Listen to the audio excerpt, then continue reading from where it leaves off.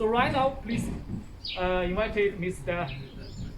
Craig share his experience how he used the drone spraying for his wheat. Good, everyone. So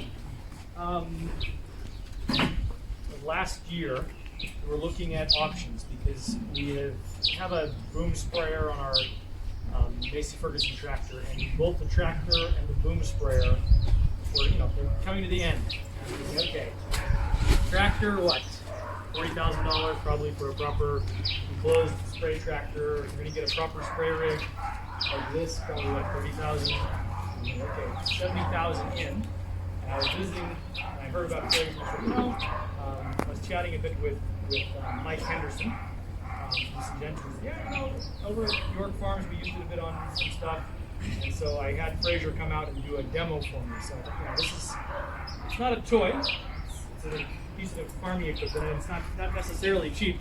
So let's get him to demo it. So he came out and did a demo, and then we tried it. And so for us, we have wheat, soybeans, and bananas.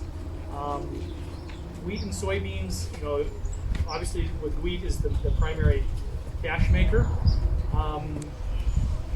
We've got track lines. The big issue, obviously, is fungal issues. So fungal issues in some places we don't have it yet, but the BLS issue. And so I was looking at the options and thinking, okay, I've got the ability to fly with a drone, do the tractor, whatever. And so we went with the drone. And last year we have two pivots. We have 60 hectares of wheat. Last year we grew shungu on both pivots. This year we grew an MRI variety and the shungu. On the pivot where we did the same seed, same program, we went from 8.9 hectares, 8.9 tons a hectare to 9.7 tons a hectare, and in that. And I would say a good deal of that was from eliminating the track lines. We also had the best control of centauria that we've ever had because we didn't have the wet tractor tire spread to get spread throughout the field. You only have now your center pivot lines, and I'm actually thinking next year that I'll probably fly a curative just on the circles of the pivot tires, just to give a buffer, because that's now your only real infection point is from that. And so, we figure with the two pivots that it saved us by increased yield about $18,500, and you know how it is. I don't know if anybody sells chemicals here. Hopefully not, so I won't make anybody angry. But you get chemical salesmen come to you and you add up all the claims they make about what you'll save. You say, I'm going to be having 20 ton a hectare crop of wheat, but who's ever had one of those, But the nice thing with this math is it's pretty straightforward. It's literally mathematical. What's your tractor tire widths over the center of your field, and you can map out that, and then you take your actual yields versus actual yields. And so, in our case, by the time we do 60 hectares of wheat, we do soybeans, which is actually even more damaged by tractor as far as just crushing. And then our bananas will have paid for the drone in a single season. So for us, that's a big win, and it's in good shape. We'll continue to fly for a number of years. From an efficiency standpoint, most of the time my guys would go out and they would spray half a pivot in a night.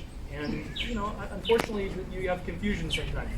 Double spraying places, not spraying certain places, and you have anytime you're running pivots with wet, if you have soft soils, you have the deep pivot ruts, and your booms are taking a beating going over those.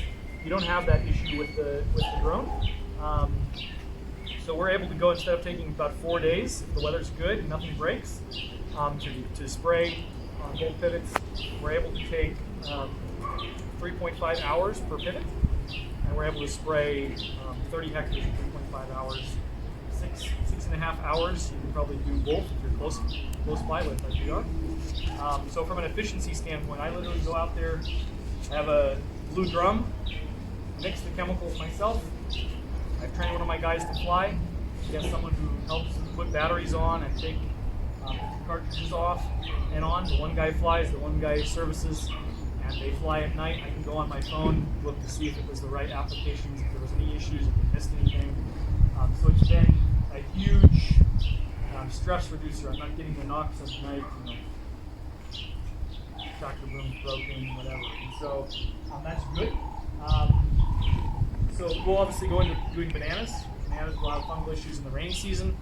And so for us, we were bringing in spray by air. And so it was costing us about $45 a hectare because we're a bit complicated flight situation. And because of the way we're laid out, I'm not 100% sure we were getting good coverage completely because of how they had to take off and because power lines and different things. With the drone system, we'll be able to say, hey, it's not raining. For the next 2 hours, get on, fly, get off the section at a time. So that will save us. I mean, I figure our cost per hectare, when once you own the drone and the expendables, basically your batteries, not including your chemicals, is somewhere between $6 and $8 a hectare. So the difference in savings, like for me, I might spray 3 times, 4 times the bananas in the rain season.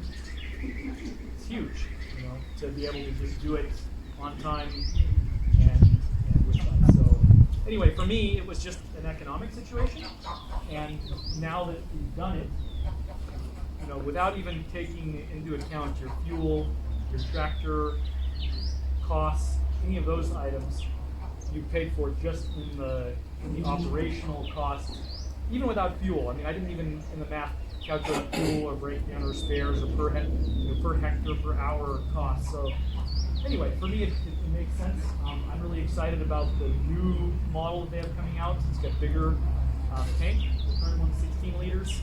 The new one coming out is 20 liters. And I don't know, there's been a lot of talk about cover crops. They've got a nice seeding unit that goes on the new one. You can actually put 45 kg of seed on your drone, and you can seed it in for things that can be broadcast seeded. So you can do aerial seeds, whatever, your mustards, any of the ones that can come up with like that. You can actually go in and spread them before you desiccate your previous crop or before you take off your harvest your previous crop. So you have some living roots going and establishing that way. Or obviously, if you're doing rice or some of those things, you can do it with that. It's quite efficient. Anyway. Herbicides after 40. Oh yeah, herbicides. So I scared Fraser. We growing wheat. We've been having an issue with getting some annual grasses that come up, and they come up. They look just like wheat until all of a sudden it's not wheat, and it's pretty late in the crop. Wreck stuff going in with it. So we flew on Syngenta Axial, and I flew that on with the drone. We did both pivots right away, and yeah, where we flew it on, 100% control, no damage to the weeds. We did very well. Foliars, we did foliar sprays. Because you're reducing the amount of water you're putting in, you want to look at either splitting your sprays depending on how heavy the kgs you're putting on. But we found it very effective. It's also nice because, like, in some cases you find you have a weed issue, or you have the grass is coming up, or you have a fungal spot. It's a low spot. You can literally go grab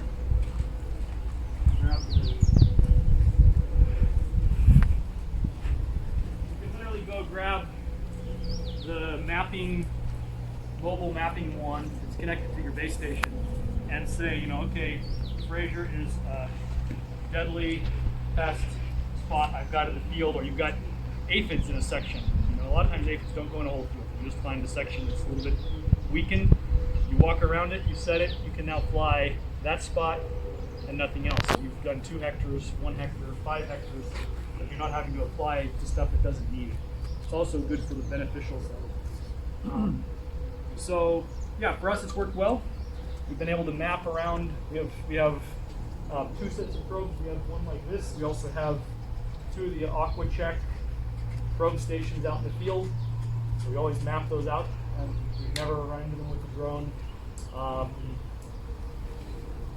biggest thing they'll tell you, no drone is perfect, and it's your mapping is your number one friend. So do your mapping right.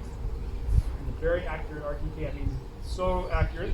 I made a mistake. So the system has a setting that lines up with the center, and you say it has a buffer set. I reduced the buffer by mistake into the crop area and ran into my pivot. So I called Fraser and said, Fraser, I'm sending pictures upside down, broken. Next day, he comes out,